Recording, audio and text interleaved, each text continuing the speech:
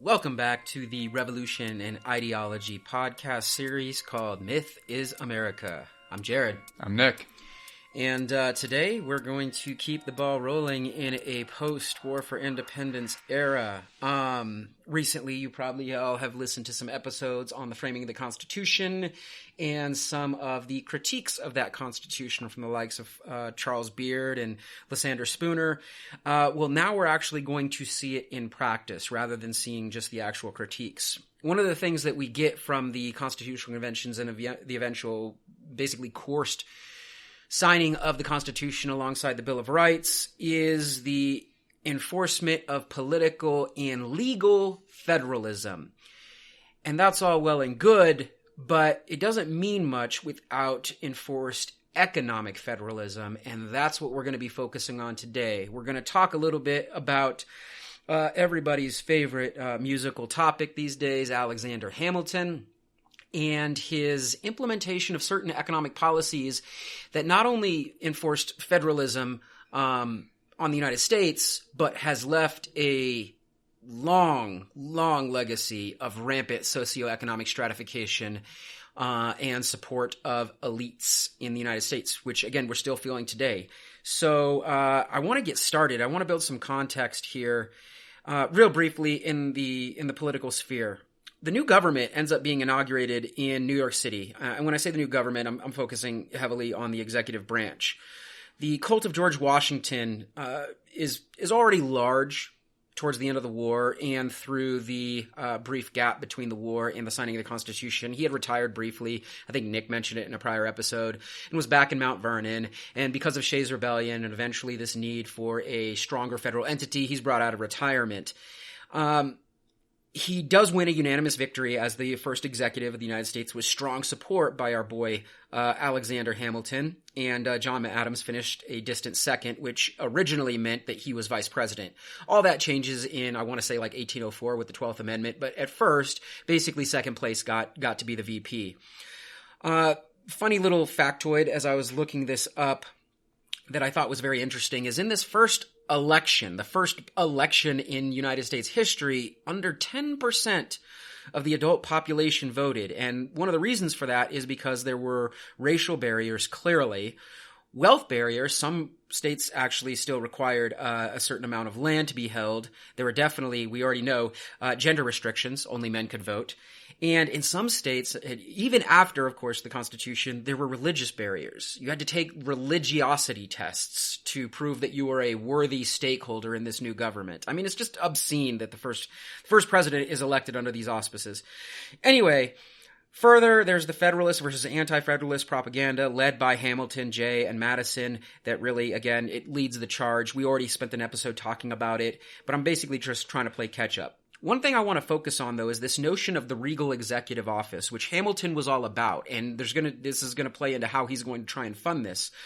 The idea of the regal executive, this almost like kingly power, where in theory, the original Constitution was supposed to be a more or less equal separation of three powers, but very soon after, in practice, it becomes clear the executive branch will be the higher esteemed and eventually superior branch in terms of not just like in the public sphere as far as the way we frame it, but it'll actually become even a little bit more powerful. The debate that historians have is how much of this was George Washington pushing his own envelope and his own agenda, or was this really the people he chose to surround himself with? And though this podcast, and myself in particular, have definitely picked apart George Washington's character in regards to, and I will repeat this every day, his owning of slaves, his order of the ethnic cleansing of the Iroquois League of Peace and Power, and, of course, leading an army that executed its own troops. I don't know that we can blame him for manufacturing this cult of personality that comes around him. They were holding fancy galas. He always had to have the nicest carriages. They had parades. They had parties. All of this is taking place in New York City during this inaugural process. And even titles were proposed to him, ranging from his high mightiness to his excellency. Now, he did not like those titles, so maybe we can forgive him a little bit in this regard. He liked to just be called Mr. President. And obviously that legacy has lasted through today. But what I want to emphasize here, and with guys like Hamilton and to lesser degrees Jay and Madison and Knox supporting this type of activity, this idea of the regalness of the executive office, really, it just catches fire at this time. But here's the catch. It costs a lot of money. And tied to some debts from the war, this is going to lead to a new economic freighting of the United States. As far as Washington's cabinet, I mean, I'll give you a brief summary here of the cabinet. Knox, who I just mentioned, ends up being the Secretary of War. Secretary of State is John Jay, at least for the first year, and then he's replaced by Thomas Jefferson. And the Attorney General ends up being Randolph. The reason this cabinet is interesting is because there was constant drama and political intrigue, especially in the debates between Hamilton and Jefferson. They really did not like each other. Hamilton was a state builder. He was a Federalist and a nationalist. And Jefferson was not. He supported the idea of more of a Republican view of things, not the modern political party, but an actual republic and a more agrarian society where there were more freedoms and liberties given to states and individuals within those states. Hamilton wanted he wanted somewhat of a legalist and highly stratified society, which led to constant political debates between these two. The vice president didn't necessarily get along well with either. Vice President John Adams is on the outs with all of these members of the cabinet, and he's like never invited to the parties. So since he's like from a different political ilk than the others, he basically feels like he's being ostracized in the cabinet, which is, again, interesting because he's eventually going to be the second president. He'll eventually succeed George Washington. I bring all this up to show, not even to show, to basically discuss the idea that Alexander Hamilton and the political roulette he's playing throughout his career after, of course, ending up with, as the first treasurer of the United States, is going to help guide some of the inconsistencies, or as I might just flat out call them, hypocrisies of the post-constitutional government that are going to become apparent, especially when we dissect his economic policies. Some of them will be undone by later executive branches, Jefferson being one of them. Others will perpetuate because the systems will be put in place and people, as Thomas Paine would have framed it, just kind of get used to doing things traditionally without actually questioning, and that's a problem. So let's talk real quickly about our musical man, Alexander Hamilton, and the economy. I'll do a brief bio. I'm not going to spend a lot of time. Again, there's an entire popular musical about this guy, which is... In fact, let's just pause for a second. Nick, why is there a musical about this guy? I mean, you could have done somebody badass like Thomas Paine, who we already had an episode about, but why? Yeah, I don't even know. I literally can't explain it. And the fact that it's like a hip-hop musical is even just more absurd to me. I have no idea. Yeah, why use hip-hop? This man, I mean, there was a point in time where the notions of slavery were brought at congressional levels and in the cabinet levels, and he basically just moved right past it, just avoided the topic altogether, understanding that his economic vision, the United States, was predicated on slave labor. Yep. The audacity of then using hip-hop, at one point resistance music, to, honestly, the racist institutions that last to this day, to tell his story is an obscene kind of cognitive dissonance. What's the director's name again, and the guy that wrote the songs? What's his name? He's famous. Oh my God, we should need to look him up. Yeah. How does that happen? I'm sure there's got to be articles and stories about this, probably interviews with him even, of why he made these choices, but I have never taken the time to look them up because it's not that crucial to my life. Yeah, I mean, Hamilton felt you can't exert federalism ideologically, but he thought you could force it through the economy.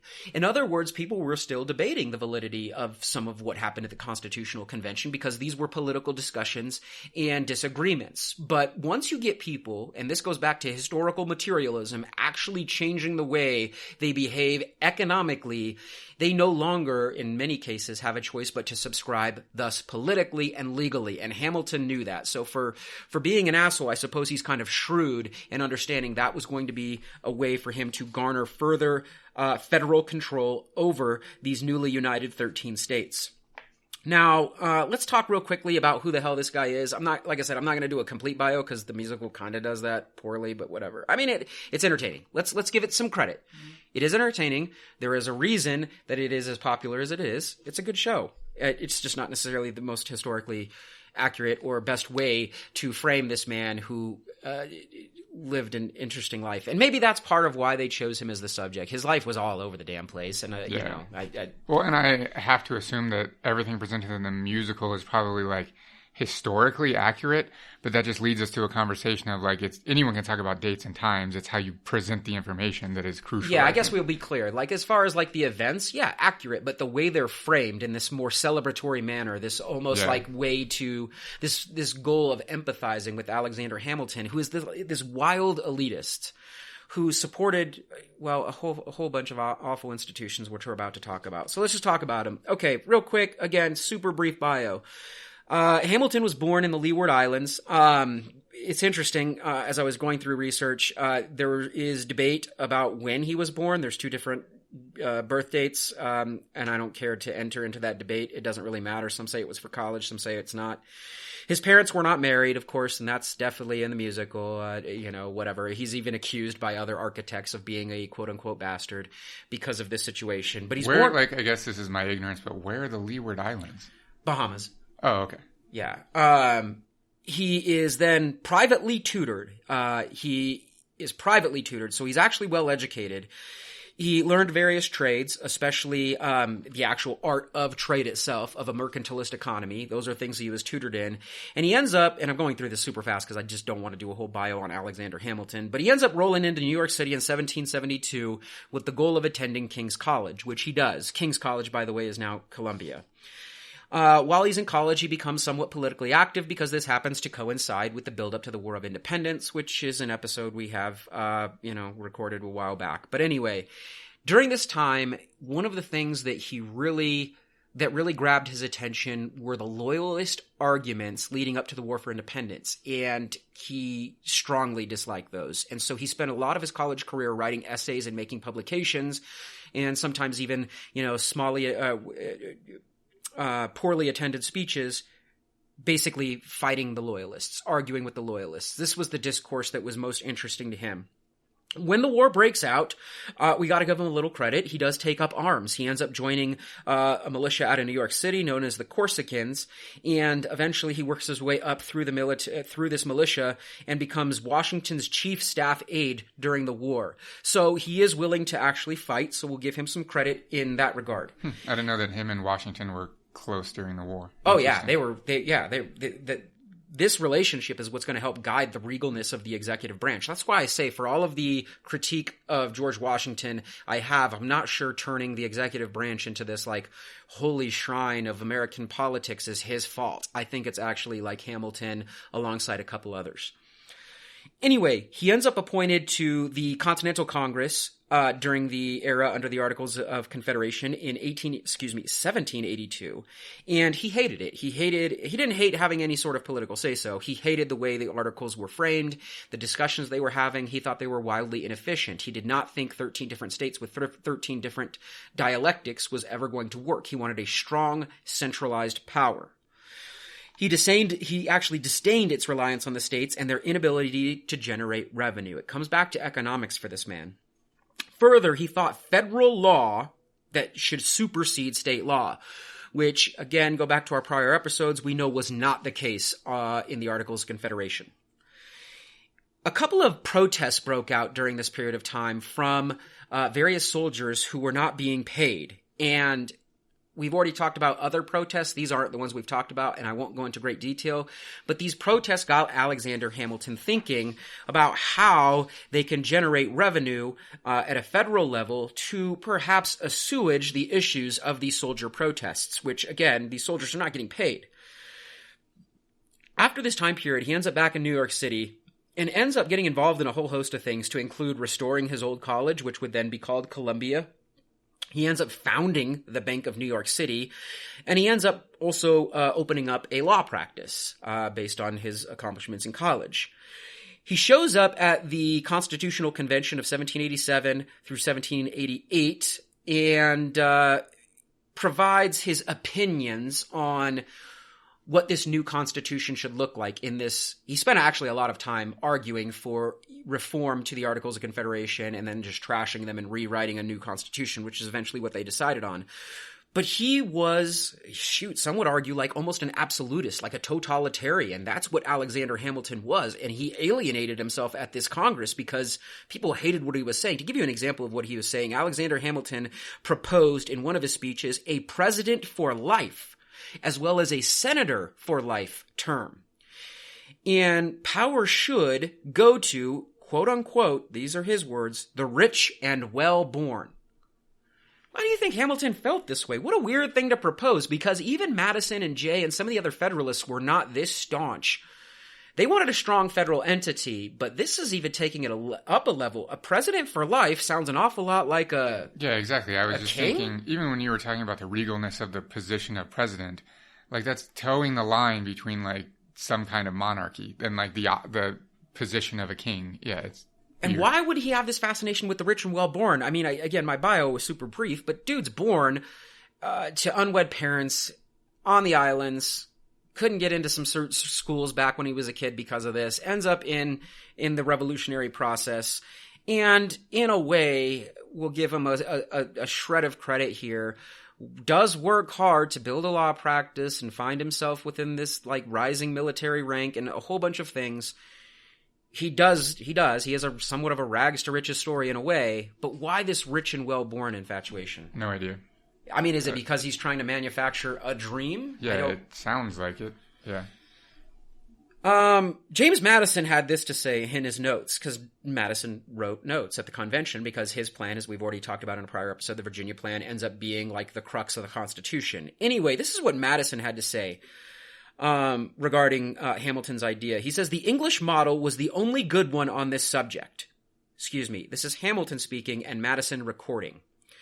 The English model was the only good one on this subject. The hereditary interest of the king was so interwoven with that of the nation and his personal emoluments so great, and I probably mispronounced that he was placed above the danger of being corrupted from abroad.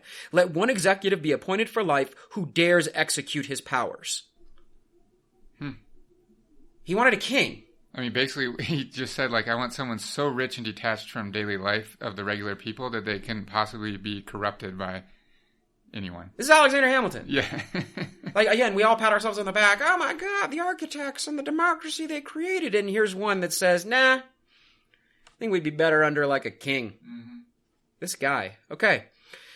He goes on to, of course, play his role in the Federalist Papers. Again, we've already discussed those in a prior episode. And the only reason he does so is he actually doesn't like the Constitution a lot because he actually still thinks it's too limiting to the federal entity. This guy wanted basically a tyrannical federal state. I don't like using this word because it wouldn't have worked for the 1700s, but if we had to, he's a little fascist. A strong central state. Funded heavily by bolstering private interests and nationalization of corporations and things like that, intertwining these things. Those are all pretty, and then enforced militarily. Those are, woo! Anyway, all right. He ends up, after and I'm skipping through some things here to just try to get through his life.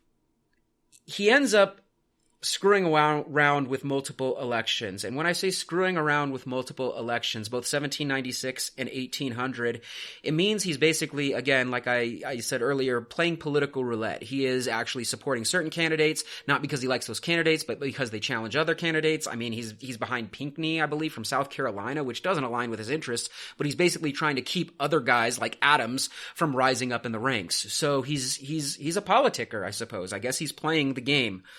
And I want to talk real quickly. It's not just that he's screwing around with these elections. Also, our audience likely knows he's also screwing another guy's wife at this point in time, Marie Reynolds, and he ends up getting caught, and he is forced to... Is he married too right now at this time? Yes. And he ends up having to pay off Reynolds, the husband, to the tune of somewhere in the neighborhood of between like $1,000 and $1,300 as like hush money. In fact, the dude got so used to this hush money. Like in today's money or in that? No, in that money. In that money. That's a lot. Yeah, the dude got so used to like the hush money that he actually, once he found out about the affair, he actually still arranged meetings between the two, so Hamilton would keep paying him. Like, yeah, it's interesting. Anyway, the dude ends up getting taken down for some sort of charge. I probably should know this off the top of my head, but I don't necessarily know that I do. Is counterfeiting, some sort of counterfeiting charge. And that's when this affair is made public, because Hamilton makes it public, because Hamilton was about to get taken down with him by having these financial associations. Then he has to reveal to everybody, no, I'm just paying the guy because I'm screwing his wife. So that's interesting. That's amazing. Can tell you a little bit about Hamilton's character. After he's in office, he ends up as the Inspector General of the Army during the near/quasi war with France. Most of our listeners are probably not aware of this, but the United States almost went to war with France at the turn of the 19th century. And he ends up needing money to fund the army. He is the Inspector General, which de facto makes him almost like in charge of the army.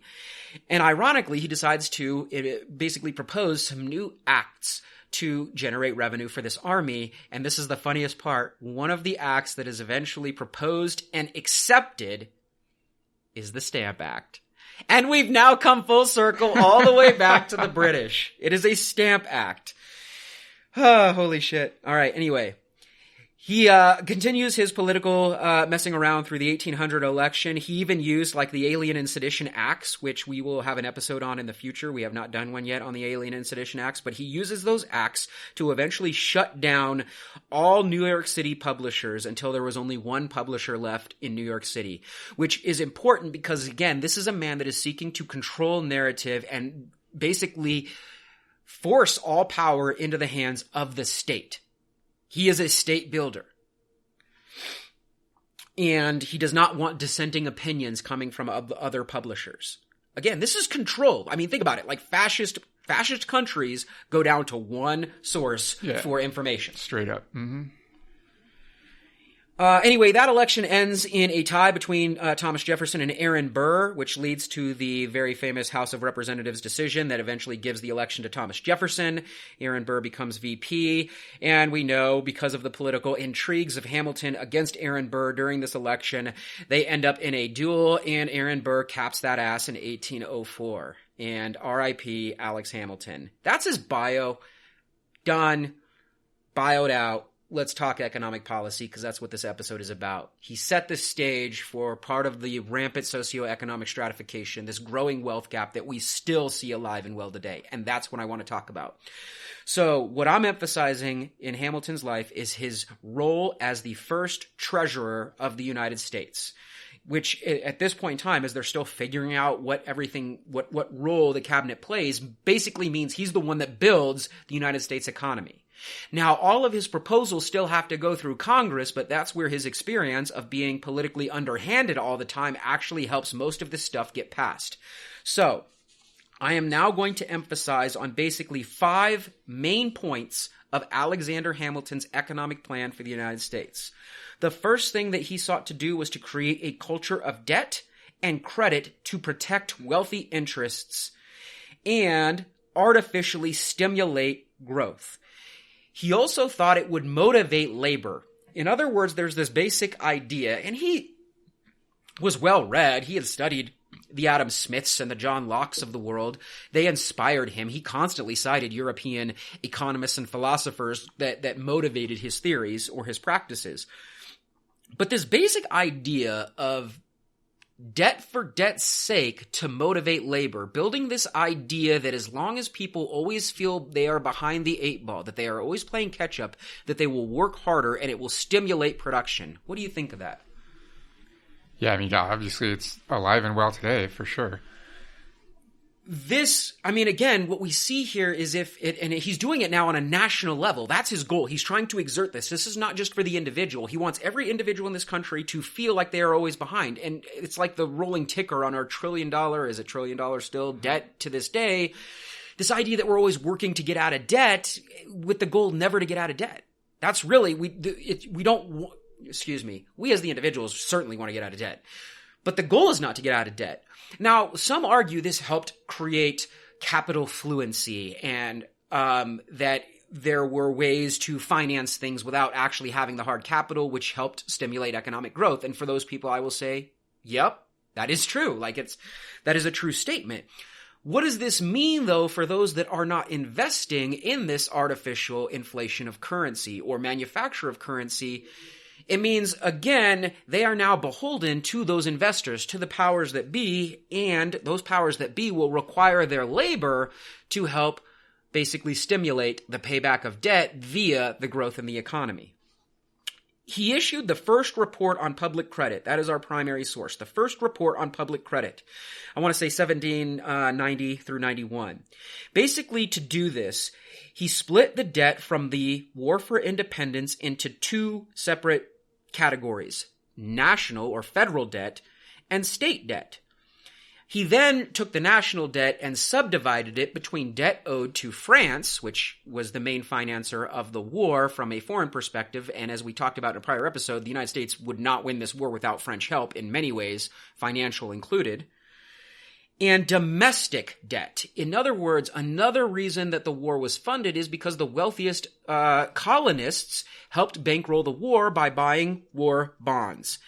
And these war bonds were basically them gambling on a victory and that they would be repaid back with interest after the war. So they are the ones that invested in the war. So the funny thing is right after the War for Independence, the newborn country that is supposed to be about freedom is now beholden, not only to the French, but beholden to its own wealthiest citizens. Yeah, we already mentioned this, actually. I talked about it in the Abigail Adams episode because she herself had invested heavily in war bonds. And when Hamilton releases this report and then they decide to pay back the bonds, it's a huge economic windfall for the Adams family. Absolutely. They are getting rich because of the war, but at what cost? That's one of those things that's well, here, we'll talk about it real quickly.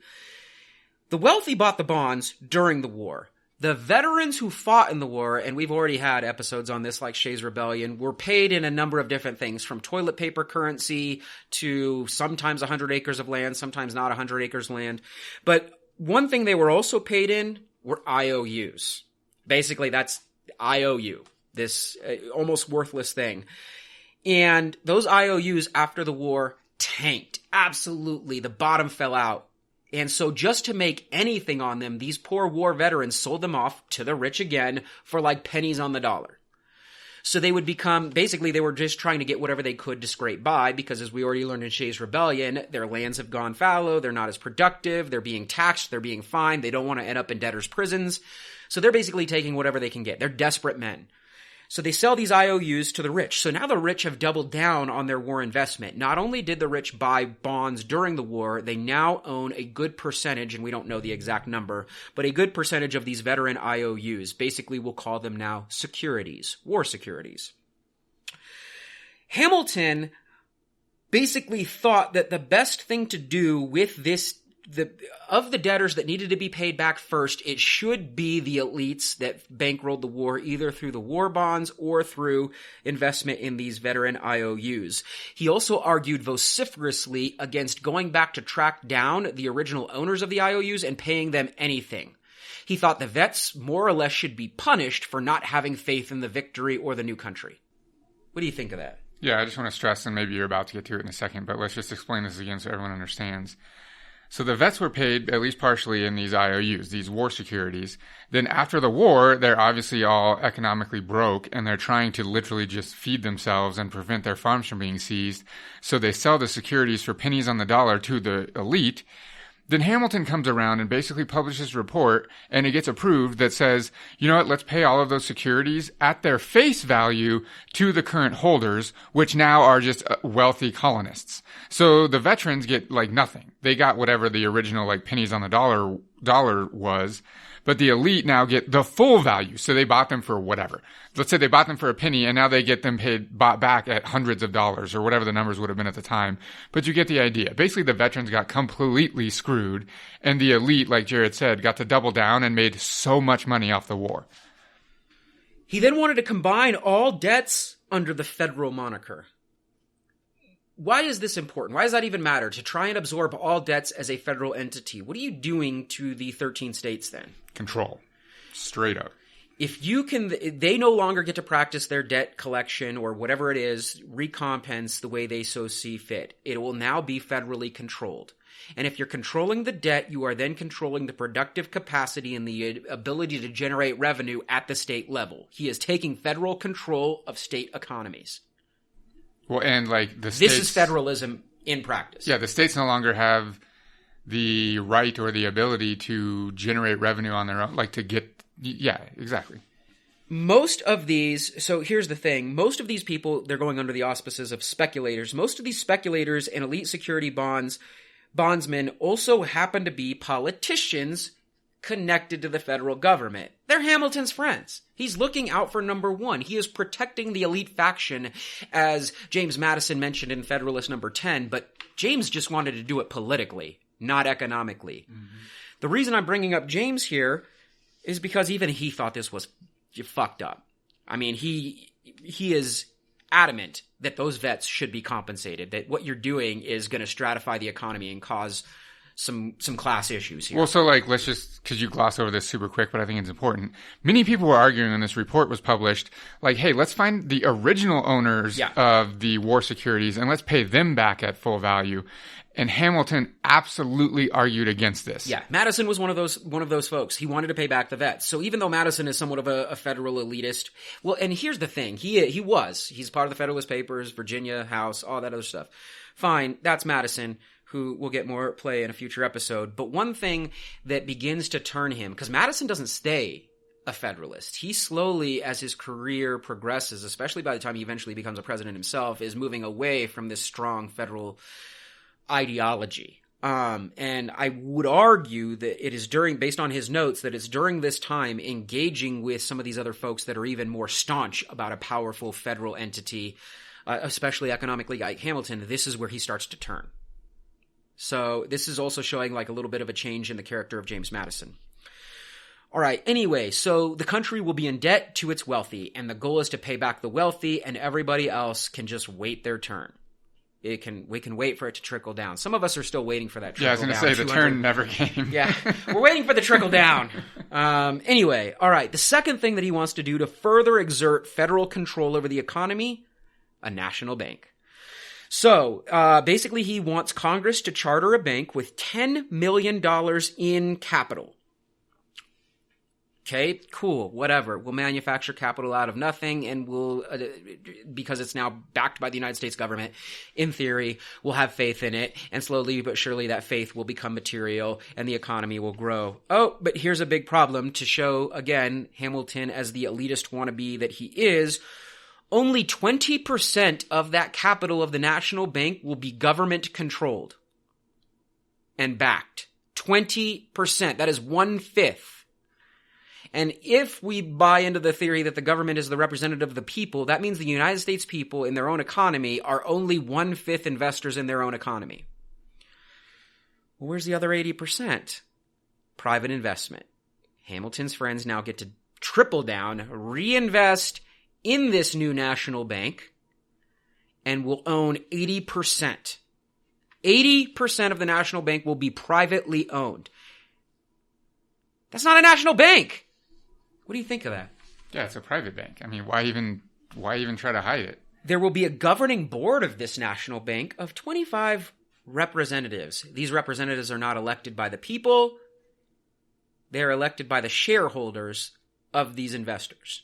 What do you think? Yeah, I mean, this is just a private bank that gets the luxury of controlling the national economy. How's he going to fund this thing?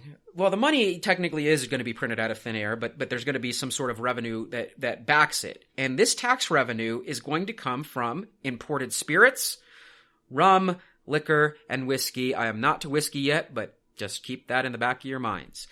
So he's going to tax everybody. But the people only get 1/5 investment in the bank. And even that's an exaggeration, because technically it's the government gets 1/5 investment in the bank. So everybody's going to pay for this, but only the wealthy elite are going to get to use it. What do you think of that? Well, and profit from it. And profit from it. Yeah. It's, I mean, completely ridiculous. Again, James Madison speaks up again and says, dude, no. Like, no. Thomas Jefferson's, he is adamant that this is a problem. In fact, Jefferson is going to try he ends up trying to undo a lot of this when he becomes the third president of the United States. But yeah, Jefferson's out. George Washington himself was still president, obviously, at this time, since Hamilton's his treasurer. He even paused a little bit on signing in the National Bank, but eventually Hamilton was able to intrigue him into signing, even though he hesitated for a moment. And I think in one of the episodes I super briefly mentioned T-Pain, Thomas Paine's later controversy.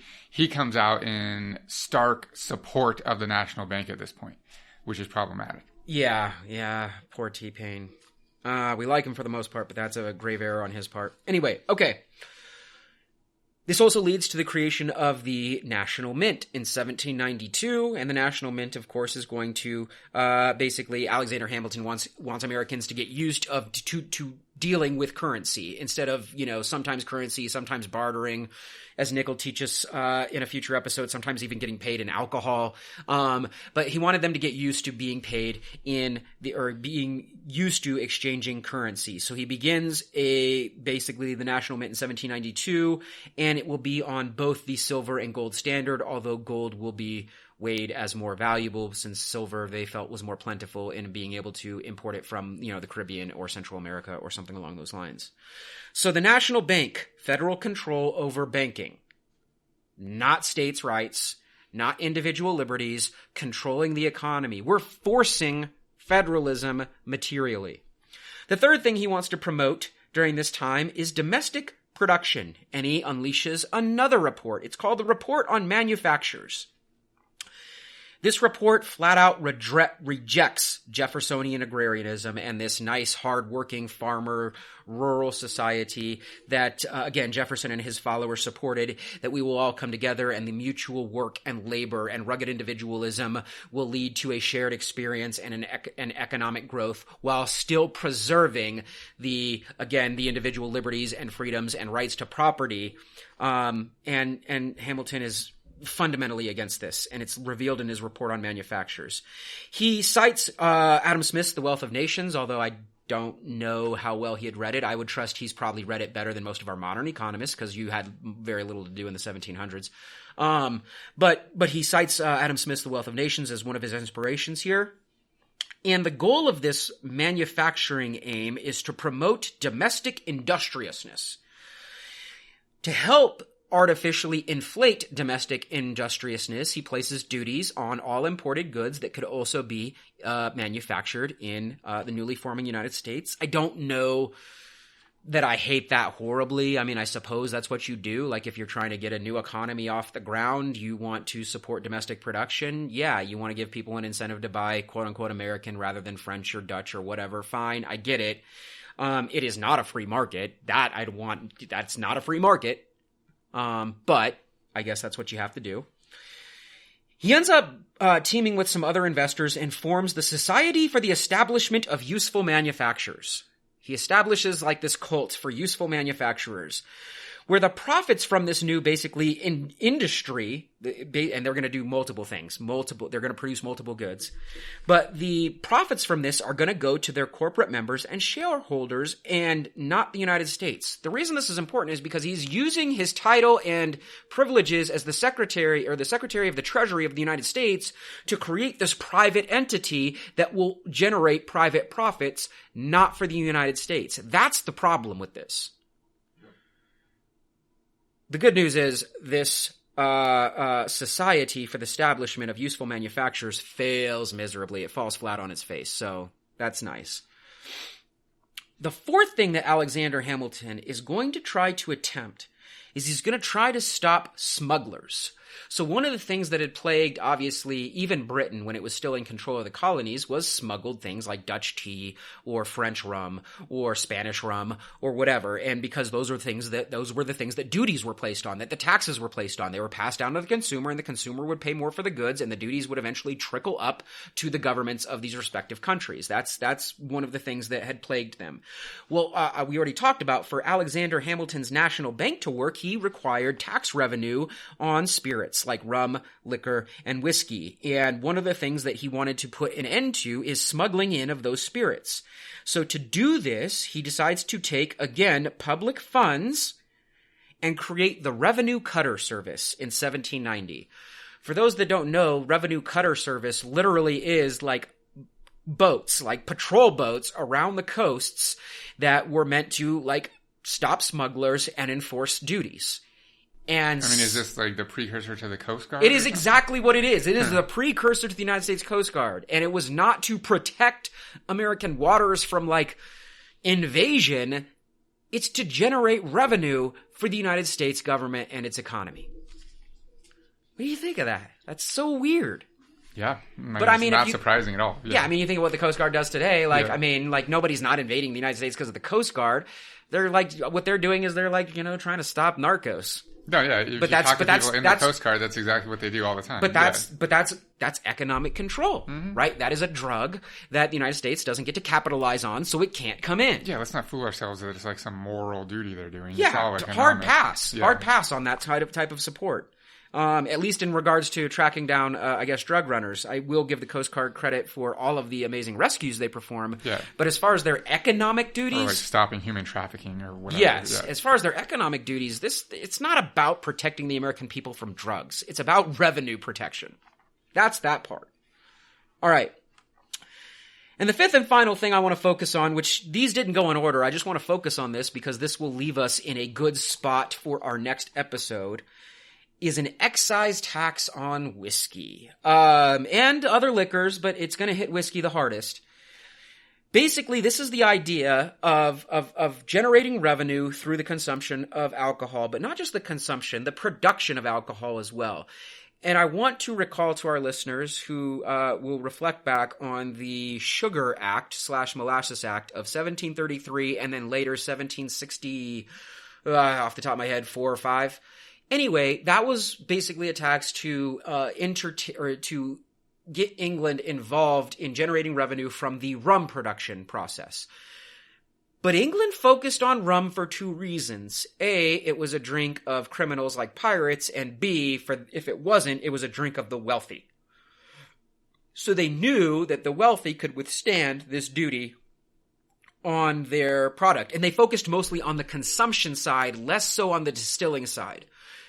It's going to be very different when we talk about the whiskey here. And the whiskey, again, being one of the favored drinks of the lower class. So the British, in their taxing of alcohol, are emphasizing taxing the elites or criminals, who probably didn't pay anyway, but regardless. Hamilton, in his new economy, just like when he ignores the vets, he is going to focus on the taxing the lower classes in what they like to drink. It all starts with the first tariff of 1790, which included wine, coffee, tea, and other spirits. Whiskey in this first little tariff was actually removed by James Madison's proposal. And here's the other thing that Madison also did in this first attempt by Hamilton. He focused the duty only on imported liquors. Only on imported. So Madison's trying to save the people. Again, I cannot believe I'm saying this about James Madison, a staunch Federalist, a legalist, trying to protect the elite interests of factions, as we talked about with Federalist number 10. But in this case, let's give the man some credit. He is trying to help the regular people out here by protecting them from this excise tax. And that's why he, again, under his proposals, focuses it on imports, not domestics, and removes whiskey. The new proposal by Hamilton, though, focused on both domestic and foreign spirits, but escalated the tax based on proof, like proof of the alcohol.